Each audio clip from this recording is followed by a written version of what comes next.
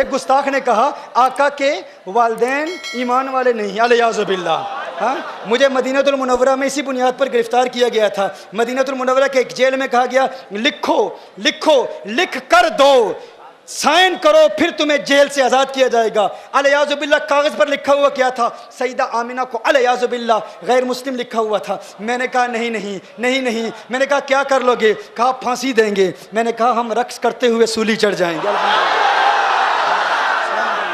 اور کیا چاہیے؟ ہماری تو تمنا ہی یہی ہے، ہماری تو آرزو یہی ہے کہ بقیع مل جائے، جنت البقیع مل جائے، وہاں شہادت مل جائے. اور کیا چاہیے؟ اور کیا چاہیے؟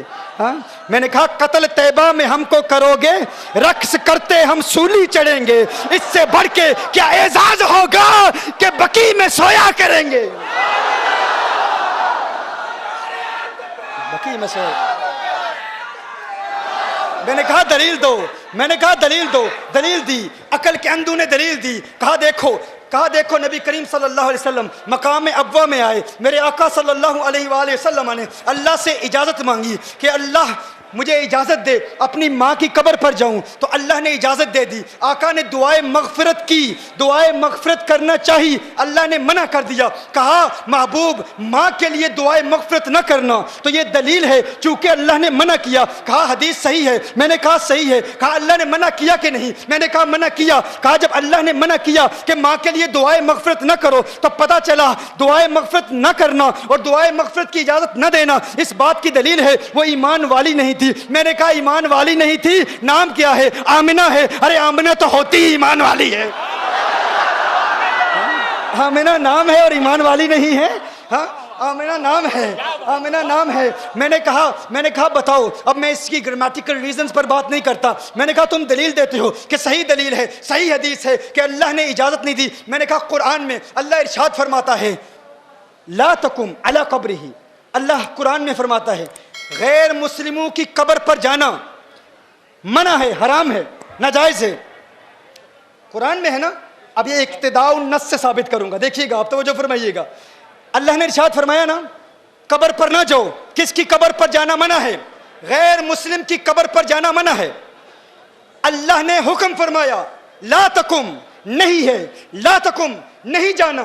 تو میں نے کہا اللہ نے منع فرمایا نا کہ غیر مسلم کی قبر پر نہ جاؤ، کیا تم مانتے ہو کہ اللہ نے جانے کی اجازت دے دی؟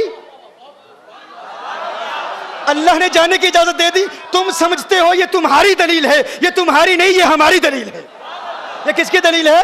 یہ ہماری دلیل ہے. کہا گیا کہ سیدتنا آمنہ رضی اللہ تعالی عنہا کے متعلق کہ اللہ جل وعلا نے نبی کریم صلی اللہ علیہ وسلم کو منع فرمایا کہ ان کے لیے دعائے مغفرت نہ کی جائے. تو میں نے کہا تھا کہ اقتداء النص سے یہ ثابت ہے کہ قرآن کریم کی یہی آیت یہ ہماری دلیل ہے، تمہاری دلیل نہیں ہے. ہماری دلیل کیسے ہے؟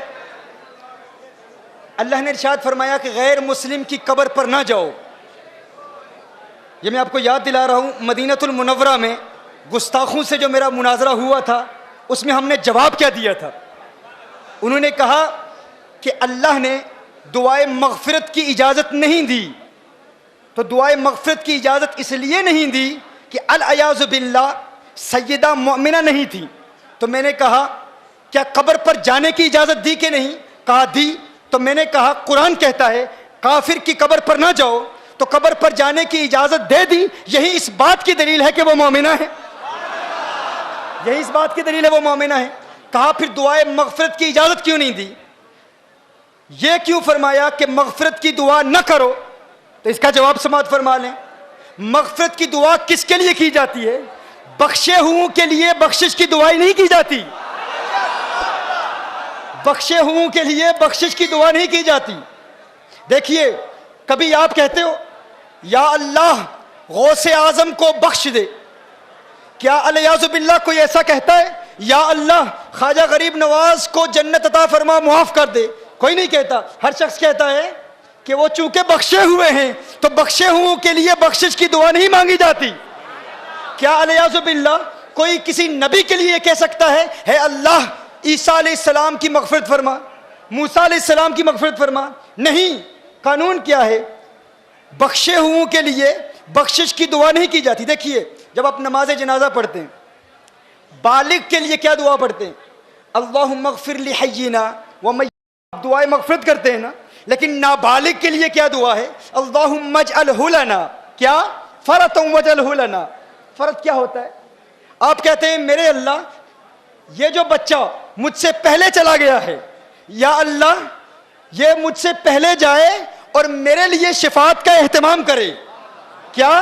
چونکہ بچہ بخشا ہوا ہے تو بخشے ہوئے کے لیے بخشش کی دعا نہیں کی جاتی. بخشے ہوئے کے لیے کہا جاتا ہے یا اللہ یہ مجھ سے پہلے جا رہا ہے، آخرت میں میرے لیے شفاعت کا اہتمام کرے، میری بخشش کا وسیلہ بنے. تو کہا تم کہتے ہو کہ حضور نے اپنی ماں کے لیے مغفرت کی دعا نہیں مانگی، اللہ نے اجازت نہیں دی. ارے اس بات پر غور کرو، مغفرت کی دعا اس کے لیے مانگی جاتی ہے جس کے لیے مغفرت نہ ہونے کا امکان ہو. ارے وہ تو پہلے سے ہی بخشی ہوئی ہے، ان کے لیے یہ دعا نہیں کی جاتی کہ ماں کے لیے مغفرت کی دعا مانگو. میں کہتا ہوں یونس علیہ السلام ایک مچھلی کے پیٹ میں رہے، اس مچھلی کے پیٹ میں رہنے کی وجہ سے یونس علیہ السلام کو اتنا بلند و بالا اور اعلیٰ مقام ملا. تو گویا کہ اللہ ارشاد فرما رہا ہے جس مچھلی میں ایک نبی رہے اس کو وہ مقام ملتا ہے. ارے جس ماں کی پیٹ میں آمنہ کا لال ہے وہ ماں مغفرت کی محتاج نہیں ہوتی،